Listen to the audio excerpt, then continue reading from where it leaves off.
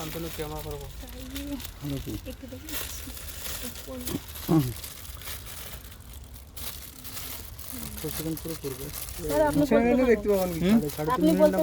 বললে অনেকটা ইয়ে হয়ে যাবে না। চোখ ঠিক আছে, তুমি এতটা কি ইয়ে হবে, হোয়াটসঅ্যাপে যাবে?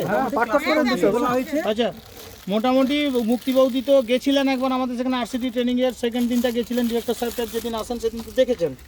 আচ্ছা, মুক্তি বৌদি হচ্ছেন একজন সাকসেসফুল এন্টারপ্রেনার। উনি স্রেফ এপ্রিল মাসে এই প্যাডি মাশরুমটা শিখেছেন। শুধু প্যাডি নয়, মাশরুমের উপরে ওনার কোর্স ছিল 10 দিনে, উনি শিখেছেন।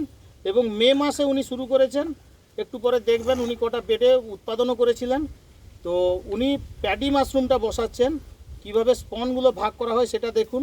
আস্তে আস্তে করে, মানে সবটাই যে ক্লাসে যেটা শেখানো হয়েছে সেরকম কোনো মাথার দিব্যি নেই যে সেই একই জিনিস শিখতে হবে। যেভাবে উনি প্র্যাকটিক্যালি শেখাচ্ছেন ওইটা দেখুন, একটু মন দিয়ে দেখুন। এটায় কী কী লাগছে, শুধু প্যাডি স্ট্রটা লাগে। প্যাডি স্ট্রটা উনি কালকে ভিজিয়ে রেখেছিলেন, এবার উনি ছেঁকে রেখেছেন। আর কি লাগছে, বেসন। আর কি লাগছে, এই মাশরুমের স্পনটা। ঠিক আছে, ক্লিয়ার হয়েছে কিছুটা আপনাদের? এবার চলুন উনি কিভাবে বসাচ্ছেন দেখুন।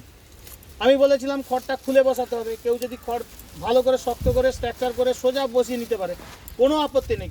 কোথাও কোনো একদম যে ধরা বাঁধা নিয়মেই করতে হবে সেরকম না। ম্যাডাম ওটা কি, ওটা আপনি এই করবেন। ওইটা দেখুন, বেসনটা দেখে নেন।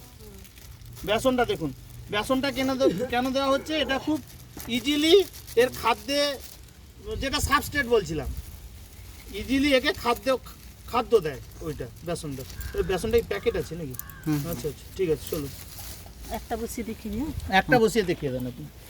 আপনারা ওদিকে কিছুজন যান, এদিকে কিছুজন থাকুন, দেখুন।